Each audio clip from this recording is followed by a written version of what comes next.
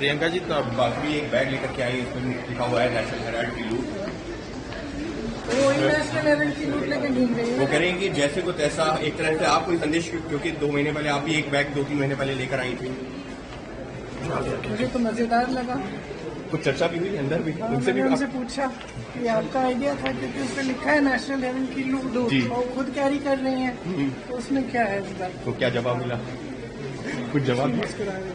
Okay, तो ma'am आप ही ने कहा कि जी जो ऊपर से बताया जाता है वो करती हैं, वही अफसर कहते हैं अंदर ईडी के। मैम उनका कहना है कि ऊपर से मुझे तो लगता है कि प्रधानमंत्री जी के जो सलाहकार हैं तो गलत सलाह दे रहे हैं उनको आजकल, क्योंकि पूरी जनता समझ रही है कि ये सब क्या है। जनता समझ रही है कि एजेंसीज का किस तरह मिसयूज हो रहा है, पूरी तरह से राजनीतिक है।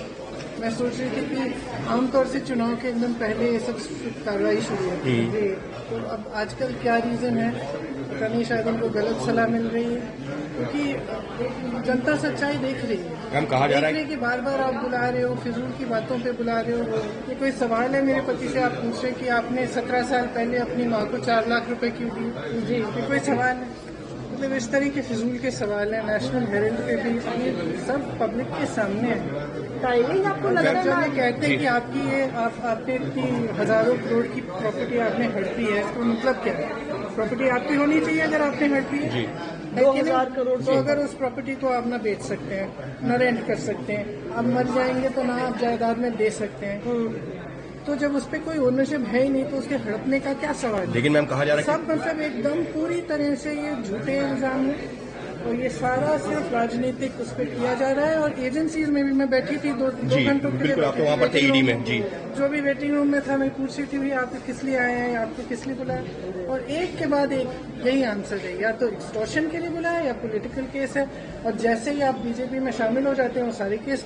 मैम आपका कहना है कि एजेंसी का मिसयूज हो रहा है? मेरे ख्याल से प्रधानमंत्री जी को अपनी स्ट्रैटेजी रिवाइज करनी चाहिए, अब चल नहीं रही है। समन किया जाता है, वो बैठते हैं। मैं भी गई थी माँ के साथ, मैंने देखा कितने घंटों के लिए आप एक 77 साल की महिला को ऐसे बिठाएंगे जिन्होंने अपना जीवन दिया इस देश के लिए, जो हमेशा सिर्फ देश की भलाई के लिए उन्होंने सेवा की है।